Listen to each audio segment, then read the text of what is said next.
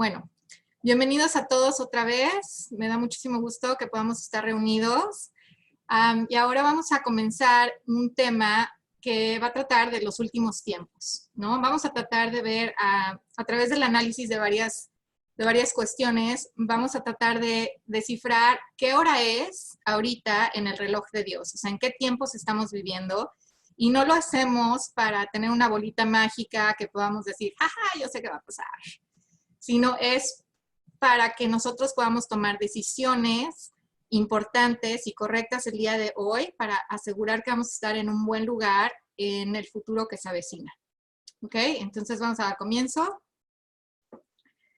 El contenido de estas sesiones, que van a ser varias, esto no va a ser cuestión de una hora, va a tardar un poco más, lo vamos a dividir en 3 secciones principales. La primera es el orden de eventos de los últimos tiempos. O sea, ¿qué le llamamos los últimos tiempos y cuáles son los eventos que van a suceder en esta etapa? Después vamos a tratar de ver, ok, esto es lo que dice la Biblia acerca de los últimos tiempos y las señales de que ya se avecina el final de la era. Y vamos a ver qué es lo que está pasando en el mundo hoy en día para ver cómo empatamos esas dos cosas y así descifrar qué hora es en el reloj de Dios. ¿Okay? Vamos a ver en qué etapa estamos del plan general de Dios. Y después, el tercer punto va a ser cuáles son las prioridades que tenemos que tener en cuenta el día de hoy para poder tomar las decisiones adecuadas hoy que nos vayan a poner en un buen lugar en el futuro. Ok, entonces, comenzamos con el punto número 1, el orden de eventos.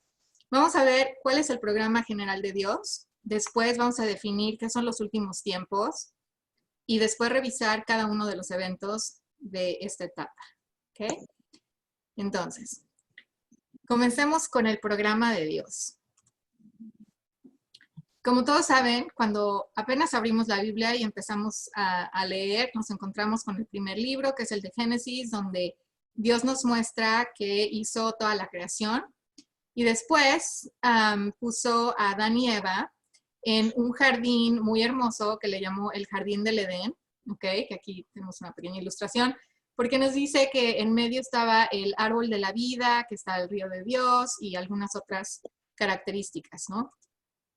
Entonces Dios puso ahí a Adán y a Eva y los bendijo y les dijo, sean fecundos y multiplíquense, llenen la tierra y sométanla, ejerzan dominio sobre los peces del mar, las aves del cielo, sobre todo ser viviente que se mueve sobre la tierra. O sea, les dijo, llenen la tierra y ejerzan dominio, les dio dominio y autoridad sobre la tierra. ¿Por qué? Porque el jardín del Edén era un pedacito, era una parcela adentro del planeta, pero no era toda la tierra completa. Entonces, el trabajo que Dios le dio a Adán y Eva como los primeros y en ese momento únicos representantes de toda la humanidad era hacer del resto del planeta lo mismo que estaba en el jardín de Edén. Esa era su misión, ese era su trabajo. Si nos vamos, le damos forward hasta el final del libro de Apocalipsis, en el último capítulo, Dios nos habla de esto que es la eternidad y vemos una escena donde también está ahí el árbol de la vida, el río de Dios y algunas otras cosas muy semejantes a lo que vimos en el jardín de Edén del Génesis. Entonces, características muy similares. 1, el hombre gobierna la tierra en obediencia a Dios. Dios vive entre los hombres. Y son lugares donde no hay nada de tristeza, ni enfermedad, ni muerte. ¿Ok? Pero, pues aquí, o sea, lo que estamos viendo aquí es que Dios tenía un plan en el principio. Por algunas razones, no se dio el plan exactamente como Él lo quería. Pero al final de todo, su plan se va a llevar a cabo con exactamente la misma precisión, los mismos objetivos que Él tenía desde un principio. ¿Ok? Ahora, aquí la clave de todo esto es que el hombre tenía que estar en obediencia a Dios. ¿Ok? Entonces, si hubiera habido obediencia, hubiéramos pasado, digamos que del jardín del Edén al paraíso de la eternidad, así derechito, nunca hubiera habido enfermedad, ni vejez, ni muerte, ni tristeza, ni nada de eso. Pero ¿hubo obediencia? No hubo obediencia. Todos sabemos ¿Qué fue lo que pasó con el dichoso fruto del conocimiento del bien y el mal? Y entonces la humanidad introdujo el pecado y con esto hubo consecuencias bastante fatales. Es una de las 3 razones por las que nuestro planeta está en el caos en el que está en este momento. ¿Qué fue lo que sucedió aquí? Que Dios le dio a Adán y Eva el dominio sobre el planeta cuando los puso ahí, pero cuando ellos desobedecieron, cometieron una falta doble. Una, porque desobedecieron a Dios, haciendo lo que Él dijo que no hicieran, y la segunda es que obedecieron a Satanás. Ahora, la consecuencia de haber obedecido a Satanás es que le entregaron el dominio que Dios les había dado sobre la tierra. ¿Cómo sabemos esto? Bueno, aquí Lucas, en el Nuevo Testamento, ¿se acuerdan que habíamos hablado de cómo el Nuevo Testamento y el Antiguo Testamento se complementan y muchas cosas, uno explica lo que está en el otro? Entonces aquí en Lucas decimos, vemos un pasaje donde Jesús, antes de comenzar su ministerio, se hizo como un retiro de 40 días. Y en ese retiro de oración, el diablo fue a tentarlo, o sea, Satanás. Y entonces aquí nos dice la Biblia que se lo llevó a un lugar muy alto y le mostró en un instante todos los reinos del mundo. O sea, absolutamente todos los reinos del mundo. Y le dijo el diablo, todo este dominio y su gloria te daré, pues a mí me ha sido entregado. Y a quien yo quiero se lo doy. Obviamente, o sea, esto no sucedió, no se lo entregó a Jesús porque le pidió a Jesús que lo adorara y Jesús dijo, no, o sea, adoración solamente a Dios y punto.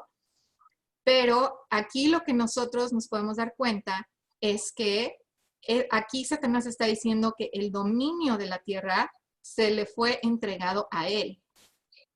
Y si esto no fuera cierto, pues esto no hubiera sido una tentación real, ¿no? Porque, o sea, por ejemplo, si a mí alguien ahorita, no sé, Diana me dice, ay, si haces esto te voy a dar, no sé, el avión presidencial de México, pues no es ninguna tentación para mí porque yo sé que ella no es la dueña del avión presidencial, ¿no?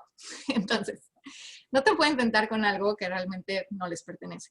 Entonces, si aquí Jesús no lo corrigió, o sea, no dijo, ay, tú no me puedes dar eso porque no es tuyo, cualquier cosa de esa naturaleza, sabemos que esto es cierto. Entonces, el dominio que Dios le dio al hombre aquí, ellos se lo entregaron acá y ahora lo tiene Satanás. Entonces, como no hubo obediencia, en vez de irnos del jardín del Edén directo al paraíso de la eternidad, ahora tenemos que pasar por toda esta desviación, que pues está bastante denso el asunto, ¿no? ¿Qué fue lo que pasó después de la caída del hombre? Bueno, pues pasó mucho tiempo que está documentado en el Antiguo Testamento. Después hay 400 años que pasan entre el Antiguo Testamento y el Nuevo Testamento. El Nuevo Testamento comienza cuando Jesús nace en la tierra y después, bueno, pasaron sus años de cuando creció, hizo su ministerio, murió en la cruz como pago de la penalidad que nos tocaba a nosotros para que nosotros pudiéramos entrar al cielo. Y después de eso, 50 días después, si se acuerdan, el Espíritu Santo cae sobre los creyentes en Jesús y bueno, de eso ya hablamos en la primera sesión. Y entonces, con eso nace la etapa de la iglesia, ¿ok? La etapa de la iglesia, Jesús la describe a través de 7 cartas que le escribe a 7 iglesias que están siendo representativas de diferentes porciones, digamos, de la iglesia. Y cuando hablamos de iglesia, esto es muy importante hacer la aclaración. La iglesia de Cristo no es ni un edificio, ni una institución, ni una organización hecha por humanos. Lo que la escritura se refiere como la iglesia es al conjunto de personas que creen en Jesucristo, que han depositado su confianza en Él, de acuerdo a lo que vimos en la primera sesión. Los que no hayan podido estar presentes o no se acuerden, los invito a que en el canal de YouTube accesen esa grabación para que puedan ver de qué estamos hablando, porque son cosas muy, muy específicas. Pero eso es a lo que realmente nos referimos con la iglesia. O sea, sin importar a qué denominación tú te identifiques o con quién tú prefieras reunirte en la iglesia de tal o tal o la de tal o tal, el cuerpo de Cristo, o sea, la iglesia, de acuerdo a la Escritura, es el número acumulado de personas, es el grupo completo de personas sin importar a qué edificio te guste ir los domingos, ¿ok? Bueno, entonces la etapa de la iglesia se va a terminar con un evento que se llama el rapto de la iglesia y ahorita vamos a ver con detalle de qué se trata esto. Después va a pasar un poco de tiempo aquí, que hay ciertos eventos que necesitan suceder en el mundo para establecer el panorama que necesita estar en su lugar para que comience este siguiente evento que se llama la tribulación, que dura exactamente 7 años. Y al final de esos 7 años, Jesús va a regresar a la tierra, va a establecer su reino. Ese reino sobre la tierra va a durar 1000 años, por eso se llama el milenio. Y después de esto, hay un pedacito de tiempo todavía aquí que van a pasar ciertas cosas y ya después comienza la etapa de la eternidad. ¿Okay? Entonces, ahorita nosotros estamos aquí al final realmente de la etapa de la iglesia. Esperamos dos puntitos, 2 clics de que sucede el rapto. Y ahora vamos a ver, cuando hablamos de los últimos tiempos, exactamente a qué nos referimos. ¿Cómo podemos definir esto? Son los últimos tiempos antes de que termine la era, ¿ok? Recordemos que la mayor parte de la Biblia está escrita en términos judíos, ¿ok? Entonces, en la mente judía solamente hay 2 eras. La era en la que Dios no está viviendo entre su gente y la era que viene es cuando Dios ya va a vivir otra vez entre los humanos, ¿ok? Entonces, cuando estaban Adán y Eva en el paraíso, el jardín del Edén, ellos podían salir a caminar, literalmente, a caminar en la tarde, sintiendo la brisa, platicando con Dios, como, o sea, estaban físicamente juntos. Claro que el físico de ese momento y el físico que vivimos ahorita probablemente son 2 cosas muy distintas, pero bueno, es parte de lo que ocurrió de la separación cuando fue la caída del hombre. Pero bueno, el punto aquí es que, ya me adelanté. Ok, aquí el punto es que en esa época, cuando estaban en el jardín del Edén, Dios vivía con ellos. Ahorita sabemos que Dios vive con nosotros, pero de una manera muy espiritual, porque físicamente no lo podemos ver, no podemos ir a caminar con Él y platicar así como platicamos entre nosotros. Pero va a llegar a un punto en que se va a terminar esa época y Dios va a volver a vivir entre los humanos, ¿ok? Obviamente eso se va a dar en eternidad, pero antes de eso, cuando Jesús regrese, Jesús sigue siendo Dios. Y cuando Él regrese y establezca el reino del cielo aquí en la tierra, entonces Él va a vivir entre los humanos, literalmente. ¿Ok? Entonces, ese es el cambio de era. Cuando Dios no está viviendo con la gente y cuando sí está. Y de esto nos habla 1 Corintios 15:24, por si alguien quiere revisar este punto. Ok, bueno. Entonces, cuando los discípulos un día le preguntaron a Jesús en una reunión bastante confidencial, le preguntaron que cómo iban a saber que su regreso estaba próximo y cuáles iban a ser los signos del fin de la era. Y entonces Jesús los apuntó hacia una profecía que se le dio a Daniel, el profeta, que es la profecía de las 70 semanas. Esto está documentado en el libro de Daniel, el capítulo 9, en solamente estos versículos, del 24 al 27. Entonces vamos a ver qué dice esa profecía, porque eso es lo que Jesús indicó, que era la clave para saber, ok, ahora sí ahí te viene el final. ¿Qué dice la profecía? Aquí les voy a poner nada más el resumen y explicación. No es copia de la Biblia, ¿ok? Si alguien quiere ver los versículos en su Biblia, se los recomiendo.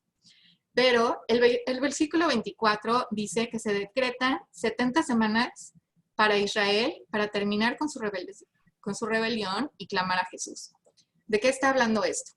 Bueno, cuando Jesús vino a la tierra la primera vez, Los judíos no lo aceptaron, y no hablamos de todos y cada uno de los judíos, sino del liderazgo judío, o sea, los fariseos, los saduceos, los escribas que tenían el control y la autoridad en ese momento. Ellos no recibieron a Jesús como el Mesías, como el rey de los judíos. En vez de recibirlo con los brazos abiertos, lo crucificaron.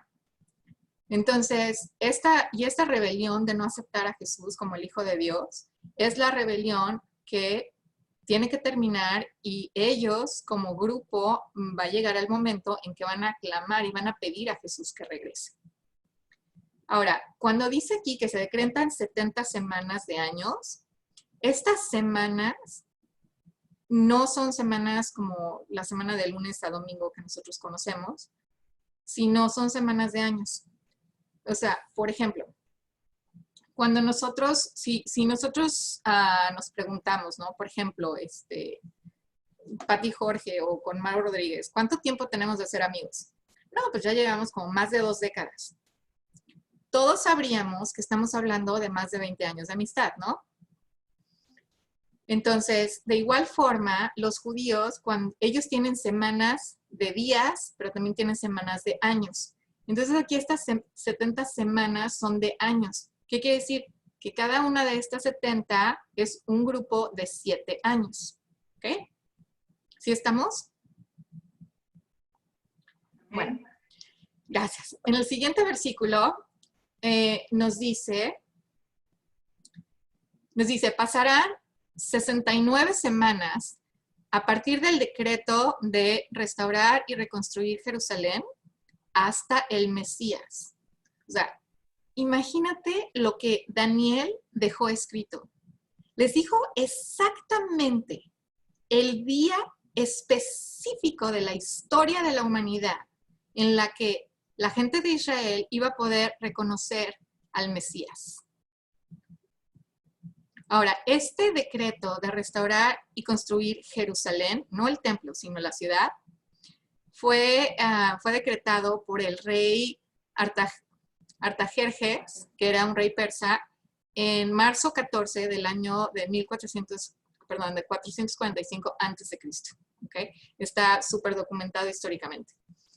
Entonces, aquí lo que está sucediendo es que en algún momento aquí en el Antiguo Testamento, en esta fecha específica, este rey decretó que se podía restaurar y reconstruir Jerusalén. Okay, sale el decreto. Entonces Daniel les dice, van a pasar 69 semanas de años hasta el día en que tú puedas reconocer a Jesús, bueno, el Mesías, que es Jesús. Y ese día específico de la historia que estaba profetizado con tanta exactitud, fue exactamente el día en que Jesús entró en Jerusalén y la gente lo recibió como el rey de los judíos. Le llamamos la entrada triunfal y hoy en día lo celebramos como el Domingo de Ramos. Entonces, imagínate que los israelíes tenían en sus escrituras la fecha exacta en que podían reconocer al verdadero Mesías, al Hijo de Dios, entrando en Jerusalén. Increíble. Ahora, estas 69 semanas o estos años, acuérdense que el calendario judío no es el mismo calendario gregoriano que tenemos nosotros hoy en día en función. Entonces, para llegar al cálculo exacto del número de días que pasó y poder verlo en la historia claramente, hay que hacer algunos cálculos matemáticos. Si alguien quiere profundizar un poco más en ese tema y entender cómo se hace, por favor, mándenme un email y con todo gusto lo hacemos. No me da tiempo ahorita de explicar todo eso, pero es súper interesante. Es increíble que más de 600 años antes de que Jesús naciera, se había profetizado el día exacto en el que la humanidad lo podría reconocer como el Hijo de Dios entrando en la ciudad de Jerusalén. Bueno. Además, es que antes de ir a este punto, les voy a platicar. Esto es tan importante que justamente antes de la entrada triunfal, o sea, cuando Jesús iba bajando por el Monte de Olivos hacia Jerusalén para hacer esa entrada, cuando se paró y bajando la montaña en un punto en que podía ver a la ciudad antigua de Jerusalén, así en la otra montaña, digamos. Y entonces la vio y lloró sobre Jerusalén y estaba súper triste porque ellos no reconocieron este día. O sea, en lugar de hacerle caso a sus escrituras y a esta profecía, se fueron con su onda política y no lo reconocieron como el Mesías. Y entonces esto es tan importante que Jesús les pronunció un juicio sobre los israelíes. Les dijo que iban a tener dos consecuencias por no haber reconocido ese día. Una, que ahora viendo no iban a poder ver. O sea, este es un velo corporativo que le puso encima a la gente. Es un velo parcial, pero es por eso, esa es la razón de que muchos, o más bien la mayoría de los judíos, hoy en día siguen sin creer en Jesús como el verdadero Hijo de Dios, como el Mesías. Y la segunda consecuencia que les dio fue que iba su ciudad, Jerusalén, y el templo judío iban a ser completamente destruidos porque no reconocieron su día. Esto lo encuentran en Lucas 19:42, por quien quiera revisar esta escritura. Pero bueno, o sea, era súper, súper importante esta profecía y Jesús le dio esa importancia, lo reconoció y les dejó súper claro que era su responsabilidad haber reconocido esa fecha. Ok, bueno, entonces ya nos dijeron, ¿no? Que de las 70 semanas, 69 van a transcurrir entre este evento y este evento. El siguiente verso de la profecía de Daniel dice que después de las 69 semanas, el Mesías sería ejecutado y que la gente del príncipe que vendrá, y este término de el príncipe que vendrá se está refiriendo al anticristo que va a venir en el futuro, pero la gente de este individuo iba a destruir el templo y la ciudad. Esto fue lo que hicieron los soldados romanos bajo Titus, Tito, el emperador, en el año 70 después de Cristo. Entonces, a ver, ¿qué está pasando aquí? Bueno, nos está diciendo que después de la semana 69, ok, se acaba la semana 69 aquí, después de esto el Mesías iba a ser ejecutado. Entonces aquí vemos que después de la 69 está la crucifixión de Cristo. Okay. El siguiente verso nos dice que el anticristo va a hacer un pacto con Israel por una semana, o sea, 7 años. Esta es la semana número 70. Okay, aquí vamos en 69, una semana más es la semana 70. Pero a la mitad de la semana va a cancelar toda la actividad del templo judío y llevará a cabo la abominación desoladora. Este término de la abominación desoladora significa que este individuo, el anticristo, va a poner una estatua de sí mismo dentro del templo judío en el lugar más sagrado del templo. O sea, ese es como si lo peor que le podía hacer a Dios, ¿ok? Por eso se llama la abominación desoladora. Entonces, eso va a suceder en la semana de la tribulación. Bueno, esta es la semana 70 a la que Daniel se refiere. Exactamente a mitad de la semana es cuando el anticristo va a faltar, va a romper ese acuerdo que tenía con Israel y va a cometer esta abominación en el templo. Eso sucede en medio de la semana, ¿ok? Entonces aquí tenemos claramente que la etapa de la tribulación es la semana número 70 de la profecía de Daniel. Entonces, ¿cuál es la clave para entender esta profecía? Acuérdense que es la profecía de los últimos tiempos. ¿Cuál es la clave?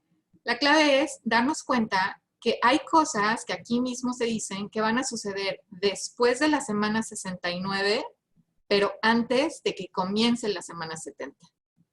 ¿Sí? O sea, la semana 69 y la semana 70 no están contiguas. O sea, no acaba una y empieza la otra inmediatamente. Hay un intervalo. ¿Ok? Y este intervalo es exactamente el paréntesis que Dios hizo para dar lugar a la iglesia. Nosotros vivimos en un paréntesis adentro del programa de Dios. Antes de que se iniciara la iglesia, el programa era 100% judío. Después de que termine este paréntesis, cuando se cierre este intervalo, el programa vuelve a ser un programa judío. Ahorita no lo es. Ahorita estamos en términos de Cristo y todo el sistema legal de Dios se mueve diferente. O sea, cuando el programa es completamente judío, es la ley de Moisés, es el templo judío, es diferente. En la época de la iglesia, que es ese intervalo, ese paréntesis, estamos bajo la ley de Cristo, estamos bajo la ley de gracia, no estamos bajo la ley de Moisés. Es un programa completamente diferente. Está el grupo de personas que conforman la iglesia y el grupo de personas que no lo conforman, o sea, los santos de antes de la iglesia, los santos de después de la iglesia, son grupos de personas completamente diferentes dentro del programa de Dios. Tienen orígenes distintos y tienen destinos también distintos. Entonces, bueno, nosotros vivimos en este intervalo ahorita, pero esto está a punto de cerrarse. Entonces, vamos a enfocarnos ahorita, si sabemos, ya identificamos que estamos en este punto de la historia, ¿ok?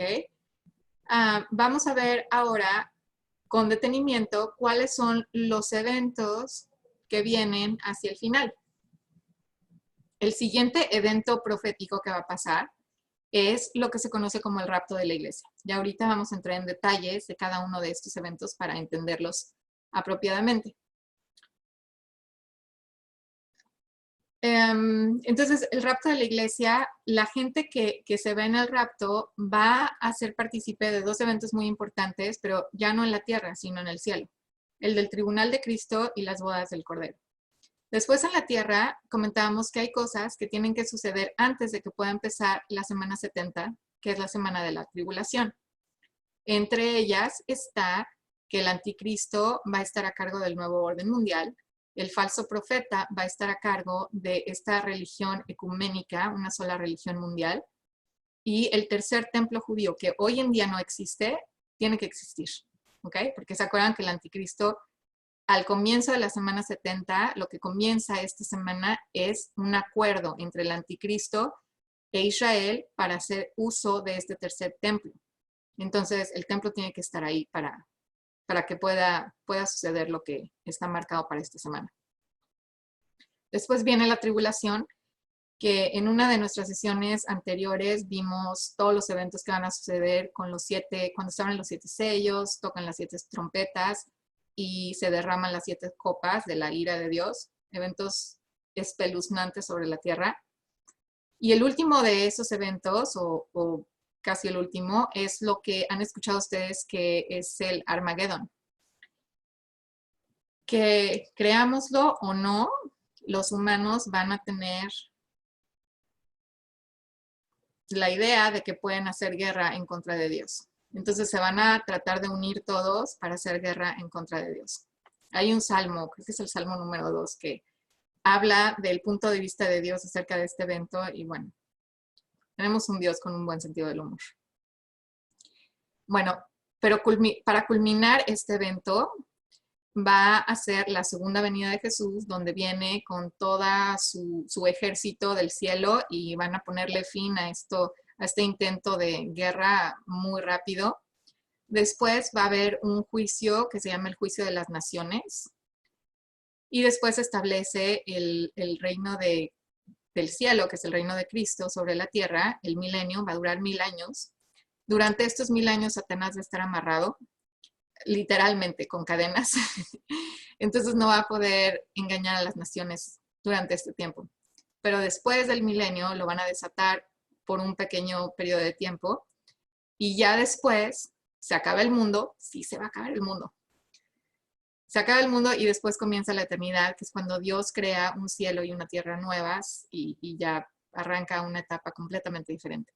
Entonces, bueno, sí se va a acabar el mundo, sí se va a acabar por fuego, pero falta muchísimo para eso. ¿Ok? Falta que todo esto suceda.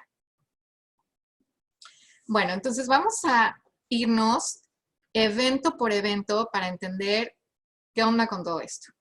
¿Sale? Vamos a empezar por el evento del rapto y las cosas que van a suceder en el cielo después de esto con las personas que conformamos el cuerpo de Cristo.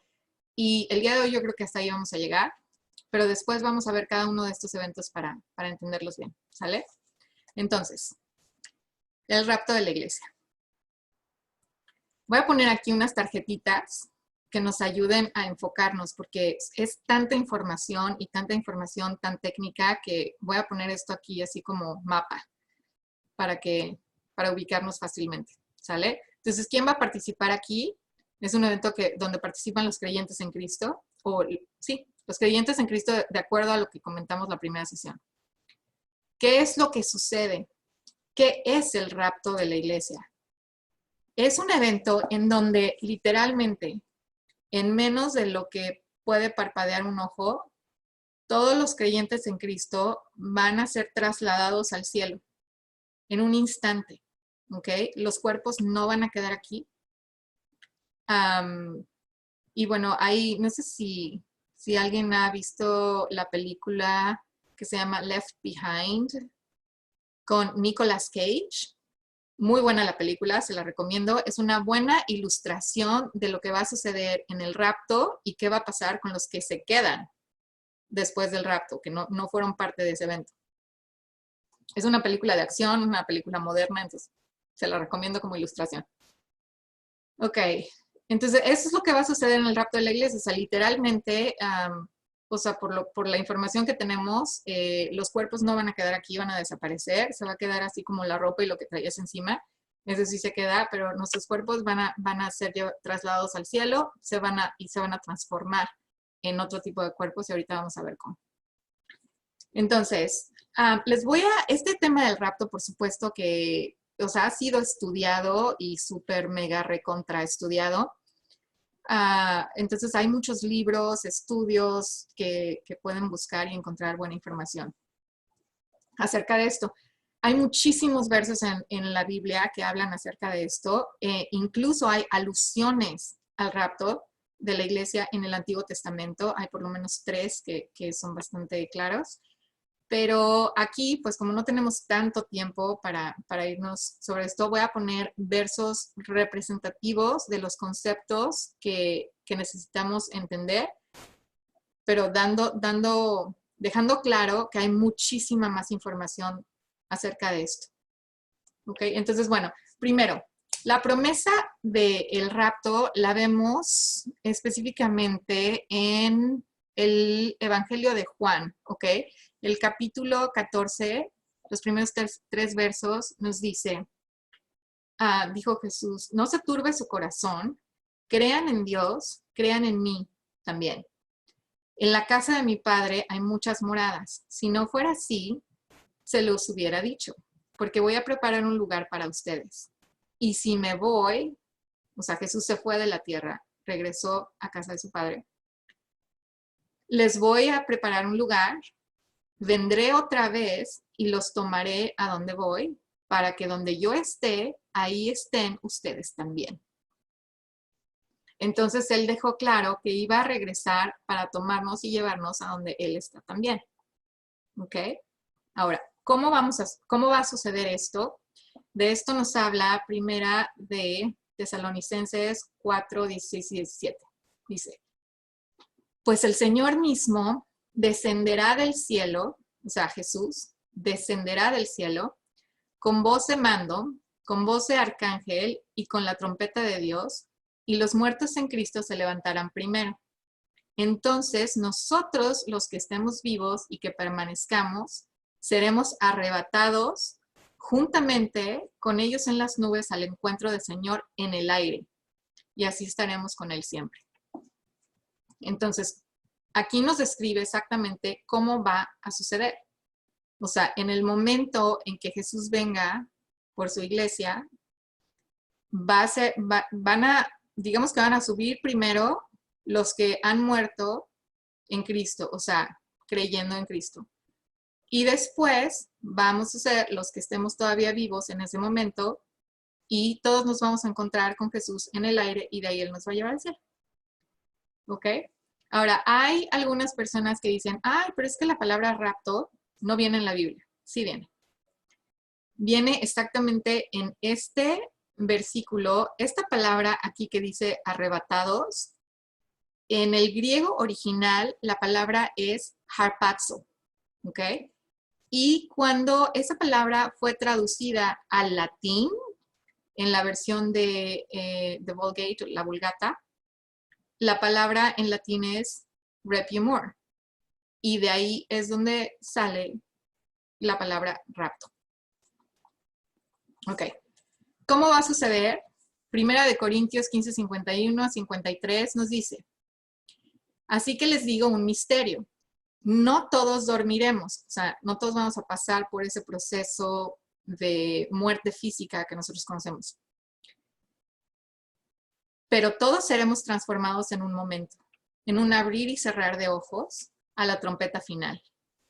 Pues la trompeta sonará y los muertos resucitarán incorruptibles. O sea, cuando dice resucitarán incorruptibles es porque en ese momento del rapto se lleva a cabo la primera resurrección. Ahora, la primera resurrección no es un evento aislado, es una categoría. Entonces, hay un grupo de gente que pasa por la primera resurrección en este momento, pero algunos otros van a pasar por la primera resurrección en otros momentos. ¿Ok? Entonces, a esto se refiere que los que ya han muerto creyendo en Cristo, o sea, desde que Cristo murió en la cruz hasta ahora, primero resucitan ellos y después nosotros seremos transformados. O sea, aquí está explicando Pablo que un grupo de, o sea, las personas que estén vivas en el planeta, cuando este suceso del rapto se lleve a cabo, no van a morir, sino que, o sea, sus cuerpos literalmente van a ser tomados y van a ser transformados para poder entrar al cielo. ¿Ok? Porque es necesario que esto corruptible, o sea, el cuerpo que tenemos ahorita, se vista de incorrupción y esto mortal se vista de inmortalidad para poder entrar al cielo. ¿Vamos? Ok. Ahora, ¿cuándo va a suceder esto? Este es un tema súper debatido entre los scholars, los eruditos bíblicos, y hay algunas personas que piensan que va a suceder antes de la tribulación. Otras personas piensan que va a suceder exactamente a la mitad de la tribulación y otras personas piensan que va a suceder después de la tribulación. Les digo esto porque seguramente se van a encontrar con esto en algún momento. Con los estudios que yo he hecho y los análisis que yo he tenido oportunidad de hacer, yo personalmente soy de la idea de que el rapto va a suceder antes de la tribulación. Ahí, como les he platicado, hay muchos libros, muchos scholars, eruditos, profesores que tienen información acerca de ese tema. Yo voy a poner aquí solamente un verso que me parece bastante contundente, pero hay muchísimos versos que apuntan exactamente a esta línea de tiempo, ¿no? En Apocalipsis 3:10, este es uno de los versos donde Jesús está escribiendo a las 7 iglesias. ¿Se acuerdan de las 7 cartas a las 7 iglesias? Y la iglesia de Filadelfia, que es una de las iglesias que va a llegar hasta el final de los tiempos, esa iglesia es la que representa a los creyentes de Cristo que realmente son fieles, ¿ok? Y Jesús les dice: porque has guardado la palabra de mi perseverancia, yo también te guardaré de la hora de la prueba, que está por venir sobre todo el mundo para poner a prueba a los que habitan sobre la tierra. Entonces, ¿qué está diciendo aquí Jesús? Le está haciendo una promesa a ese grupo de personas de guardarlos de la hora de la prueba. Esto de la prueba, o sea, por eso se llama la tribulación. Tribulación es una tribulación y prueba son más o menos sinónimos en el contexto de las escrituras. Entonces nos está diciendo que nos va a guardar de esa hora. ¿Qué quiere decir? Que no vamos a estar aquí a esa hora. ¿Sí me explico? Nos va a guardar en otro lugar. Entonces, con esto más o menos damos un buen panorama de qué se trata el rapto y cómo sabemos esto de acuerdo con la escritura bíblica. Entonces vamos a pasar al siguiente evento, que es el Tribunal de Cristo. Quienes participan es exactamente el mismo grupo de personas, son los creyentes en Cristo, ¿ok? ¿De qué se trata? Esto es un juicio, ¿ok? Es un juicio por trabajos. O sea, aquí no se va a determinar, este juicio no determina si entras al cielo o si te tienes que ir al infierno. No, eso ya está determinado porque este evento sucede en el cielo, ¿ok? O sea, ya estás en el cielo, tu pasaporte de entrada al cielo fue sellado cuando tú depositaste tu confianza en Cristo, cuando tú decidiste que tú crees en Él, de acuerdo a lo que comentamos en la primera sesión.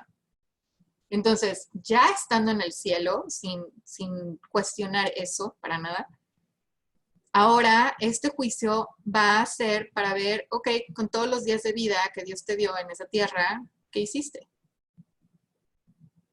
¿Qué hiciste con los talentos que te dio? ¿Qué hiciste con el tiempo que te dio? Entonces, ¿cómo sabemos que todos nosotros vamos a pasar por ese juicio? Porque en Romanos 14:12, Pablo nos dice, de modo que cada uno de nosotros dará a Dios cuenta de sí mismo. ¿Ok? Ahora, ¿cómo va a ser este juicio? ¿Qué es lo que va a ser juzgado? ¿De qué se trata? El programa nos lo da 1 Corintios 3, del 11 al 15.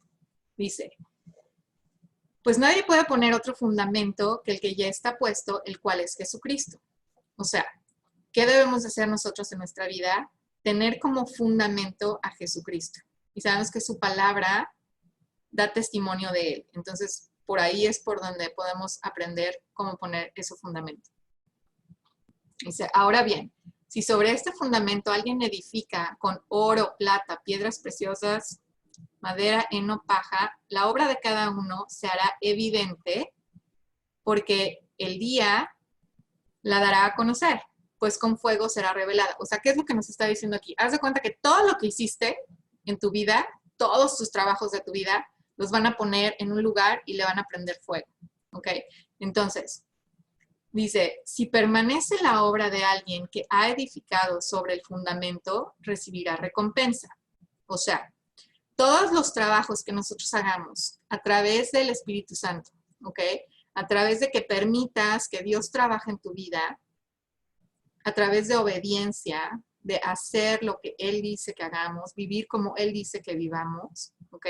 Todas estas obras van a permanecer cuando se les prenda fuego como si fueran oro, plata o piedras preciosas. Y todas las cosas que hicimos en nuestra vida que no tenían nada que ver con eso, entonces esas se van a quemar como si fueran madera, heno, paja. ¿Ok? O sea, si ves el primer grupo de elementos, son elementos que pueden sobrevivir al fuego, pero los otros son completamente combustibles.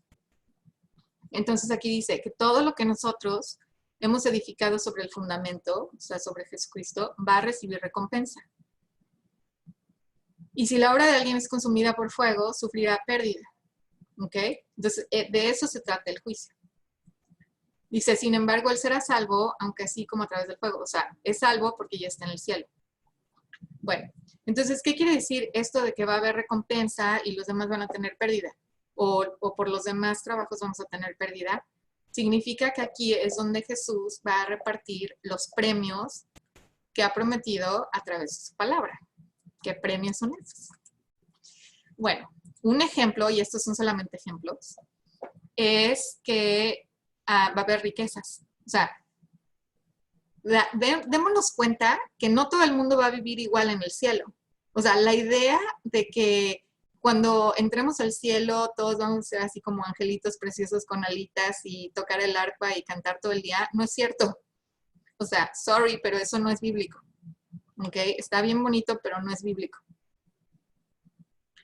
La Biblia nos dice que en el cielo algunos serán ricos y otros van a ser pobres.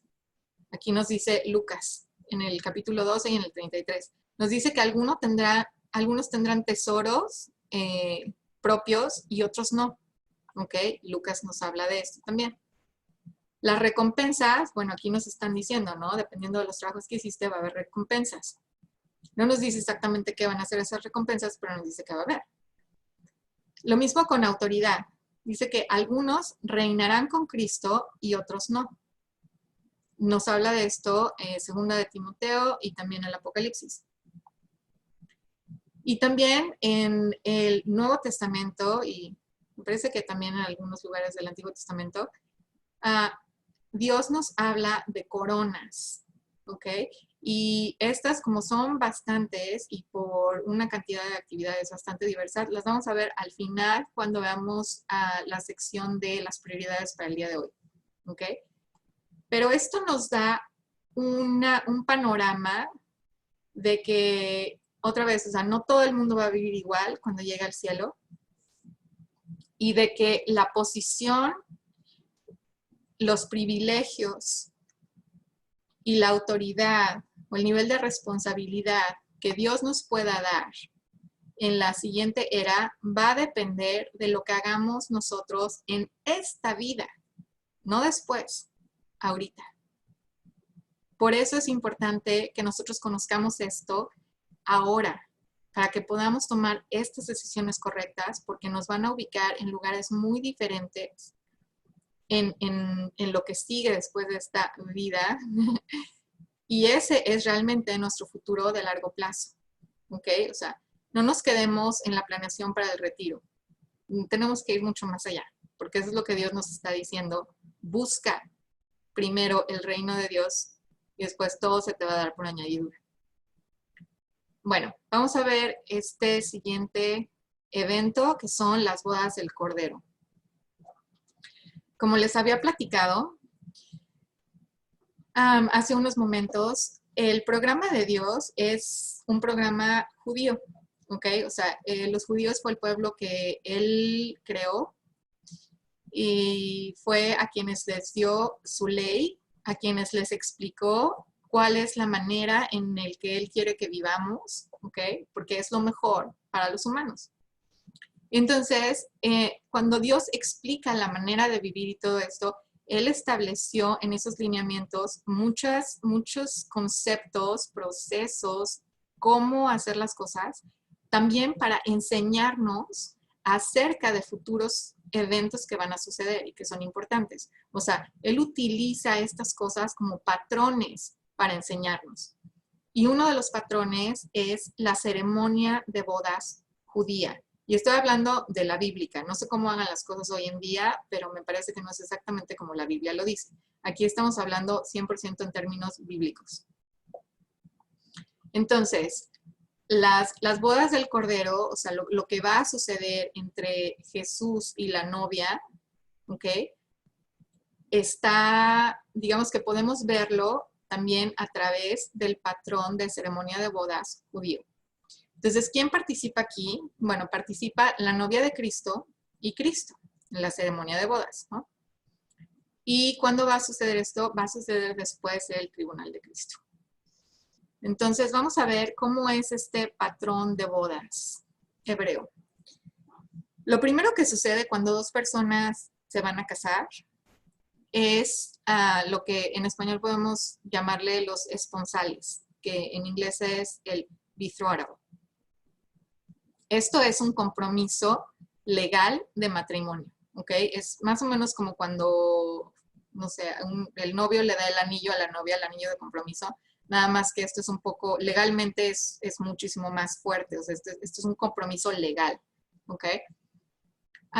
Y parte de esa cosa, cuando hacen el compromiso entre las dos familias, de que estas dos personas se van a casar, al final hacen un toast, ¿cómo se llama? Brindan, ¿ok? Con copas de vino. Y Jesús simbolizó esto como aquí, o sea, estamos claros, ¿verdad? Que Jesús es el novio y el cuerpo de Cristo, la iglesia, este grupo de personas es la novia de Cristo.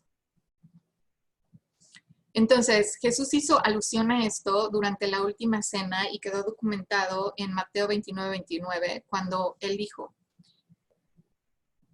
les digo que desde ahora no beberé más de este fruto de la vid hasta aquel día cuando lo beba nuevo con ustedes en el reino de mi Padre.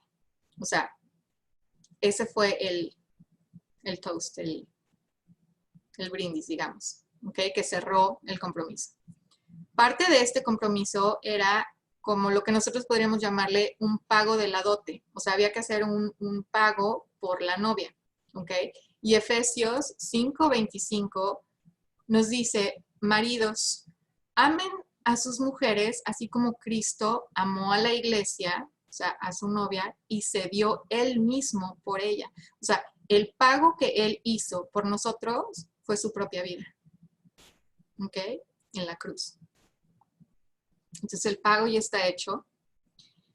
Lo siguiente que sucede en estas patrón de bodas judías es que el hijo se retira, se regresa a casa del padre para preparar un lugar para su nueva familia dentro de la propiedad del padre.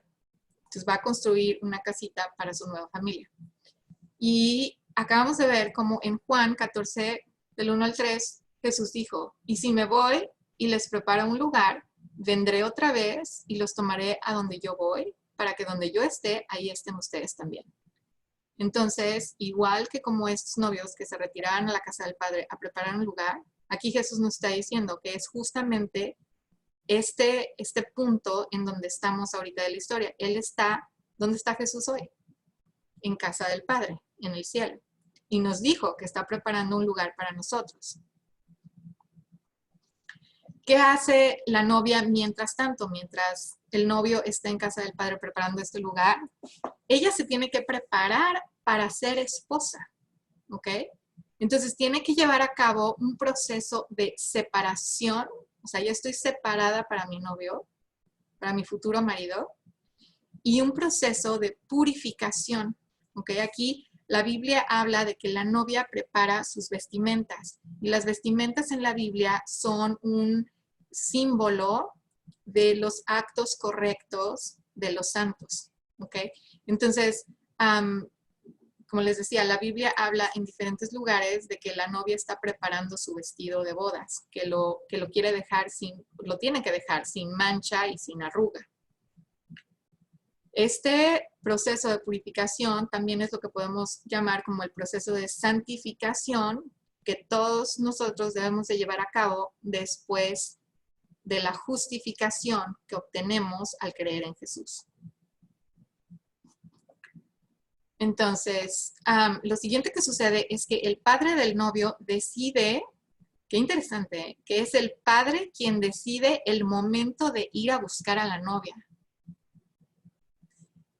Fíjate cómo esto es lo que se lleva a cabo, ¿ok? Y en Mateo 24:36, Jesús dijo que nadie sabe el día y la hora, ni siquiera los ángeles del cielo, ni el Hijo, sino solo el Padre. O sea, está siguiendo el patrón de la ceremonia de bodas judía al pie de la letra, ¿ok? Por eso ni siquiera el hijo sabía en ese momento cuándo iba a suceder esto. Entonces, ¿a qué se refiere al momento de buscar la novia? O sea, el rapto de la iglesia. El rapto de la iglesia es cuando Jesús viene por su novia, la iglesia.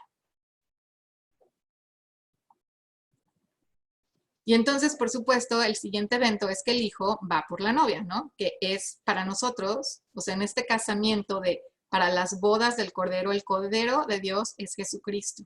¿Ok? Y la novia de Cristo es la iglesia. Entonces, para esto, él tiene que venir por su novia. Y ese es el rapto, ¿ok? Que en Tesalonicenses, 1 Tesalonicenses 4:17, Pablo nos explica que seremos arrebatados juntamente con ellos en las nubes al encuentro del Señor en el aire, y así estaremos con él por siempre. Bueno, entonces, así la ceremonia se lleva a cabo con pocos invitados, y en el Apocalipsis 19:7 hay un verso que dice, las bodas del Cordero han llegado y su esposa se ha preparado. Ok, entonces ya cumplimos nuestra hora, entonces se nos terminó el tiempo, así que vamos a continuar con los siguientes eventos, la próxima sesión que va a ser el próximo martes a las 8 de la noche. Y para esa sesión vamos a revisar algunos de los eventos que se tienen que llevar a cabo antes de que comience la semana 70, que es la semana de la tribulación. ¿Ok? Como comentábamos, algunos de estos eventos va a ser el tercer templo judío. Vamos a ver en qué vamos hoy. ¿Ok? con la construcción de este templo, si se puede, si no se puede, todo esto. El anticristo va a estar al frente del nuevo orden mundial. Vamos a ver quién es el anticristo, qué es lo que la Biblia dice acerca de él, de dónde viene, lo podemos reconocer, etc. Y después vamos a ver también lo del falso profeta, cuál es su función, qué son las cosas que va a obligar al mundo a hacer y todo esto. Así que, bueno, con esto me voy a despedir. Les agradezco muchísimo otra vez que se hayan conectado, que estemos juntos para revisar esto. Vamos a cerrar la grabación aquí, pero si alguien tiene preguntas, con muchísimo gusto nos quedamos aquí para platicar.